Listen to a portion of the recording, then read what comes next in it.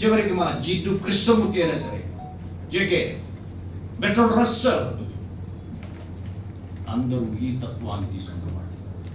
ప్రపంచాన్ని మేలు గొలిపిన తత్వం ఇది. మతం కాదు, ఇది తత్వం. సో ఇవాళ కానీ దేశాల్లో ఏం జరుగుతుంది? మతం ఒక దశ దాటిన తర్వాత మతం వ్యక్తిగతం అవ్వాలి, పర్సనల్ చాయిస్ అవ్వాలి. నాకు ఇష్టం ఏవాన్ని నేను కోల్చుకునే శక్తి నాకు ఇష్టం ఉండాలి.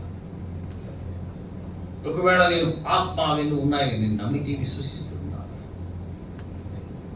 మతాన్ని శంకించే లక్షణం వాడికి కూడా స్వేచ్ఛ ఉండాలి. అమెరికాలో దాదాపుగా 30-40% అగ్నోస్టిక్ ఉంటారు. అంటే కాసేపు ఉందనిపిస్తుంది, కాసేపు లేరు అనిపిస్తుంది, డౌట్ ఉండదు. అప్పుడప్పుడు అందరికి కలుగుతుంటుంది.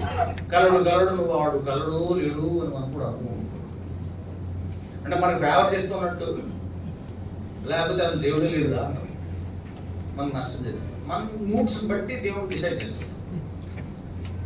కానీ అంబేద్కర్ ఇంత